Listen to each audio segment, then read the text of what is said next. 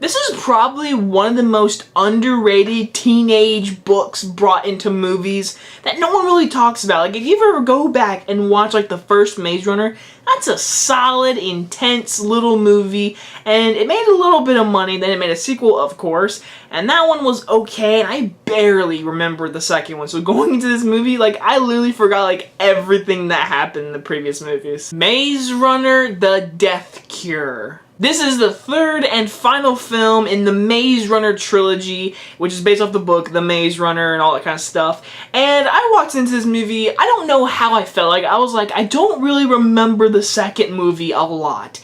And going to this movie, I don't think I ever watched a full-on trailer of this movie. I saw commercials, and I saw, like, glimpses of it, but I never really saw a full trailer. I didn't know what to expect, because the second one was, like, okay-ish at best, but the first Maze Runner, is a solid movie. And so in this one, we pick up after the sequel. I mean, this will contain some spoilers about the second one.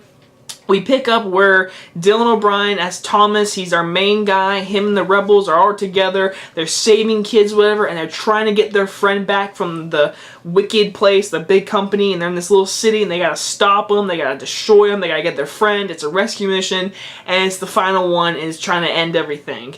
And I have to say it right now, the Rotten Tomatoes, like, this movie's getting, like, bashed on in a lot of areas, and then it's getting, like, good reviews in some areas. It's very confusing. To me, personally, I like this movie. Like, it's not Harry Potter. It's not like the last Harry Potter where this is amazing. But for a underrated little book series in the movies, it was a solid trilogy at best, but this ending, I liked. I liked the third one a lot, actually. First things first, Dylan O'Brien, he's awesome as Thomas. He was an awesome hero lead in this trilogy. He was awesome in this one, and he held this movie on his back, and he was great. I thought the main girl, I thought she was really good. His friend, the guy from Game of Thrones, is really good as his friend, and their relationship is so good in this movie. It's strong. There are some emotional scenes between these two. It is great stuff right there. There is certain, the main guy, Littlefinger, he had certain parts where he was really menacing, and then there was, like, cartoony dialogue where I was like, what kind of villain would say that? Like, it's, like, so cliche kind of villains that would say that. The action, for the most part, was handheld camera kind of stuff. I liked it in some parts because it kind of felt right to this gritty, running around, explosions, all this kind of stuff. But truly, it sometimes got dizzy and got really annoying in a few parts. But for the most part, every actor did their part. It was really good, and I really enjoyed it. The action scenes, they're big, they're bold, they're entertaining as heck, they're fun, they're awesome. There's a great shot with someone jumping out of a window and the camera following them. I thought that was cool. The action scenes are filmed really well. The directing really did fit the style of the movie, with all these zombies running around and cars flipping and explosions. The directing fit to it. Overall, it felt like an ending too. It had closure, all that stuff. It had great closure.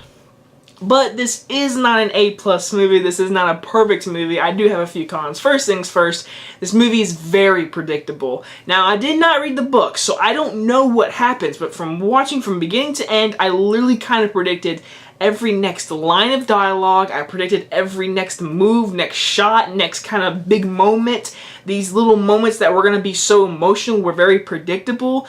There was a few moments that actually got me emotional in some parts, not going to lie.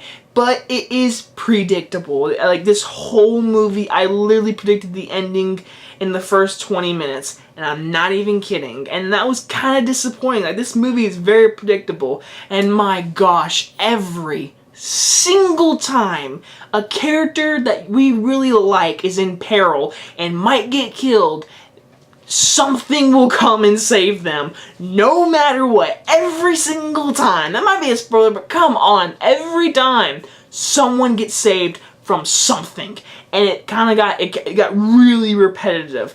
There's also a character in this movie that does come back from a previous movie. I won't spoil it, of course, but this character, I don't know why it was in this movie. Like, this character came back out, and they really briefed over why this character came back. I was like, okay, I guess this character's back.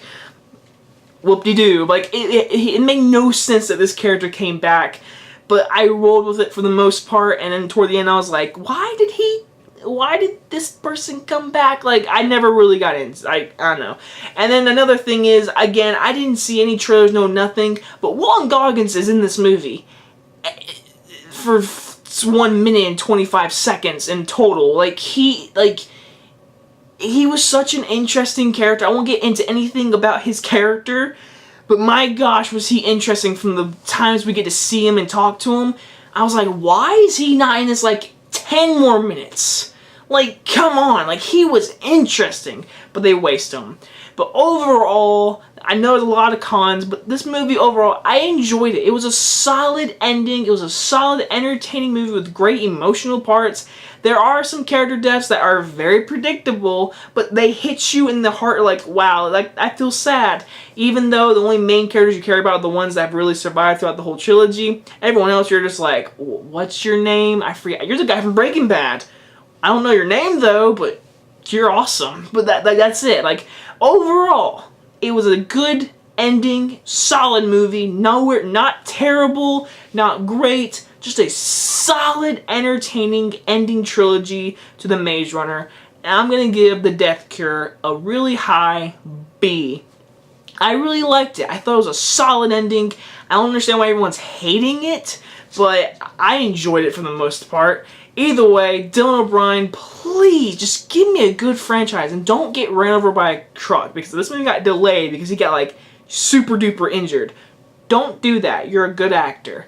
Anyway, guys, hope you guys enjoyed this review, and I'll see you guys next time. Bye-bye, guys.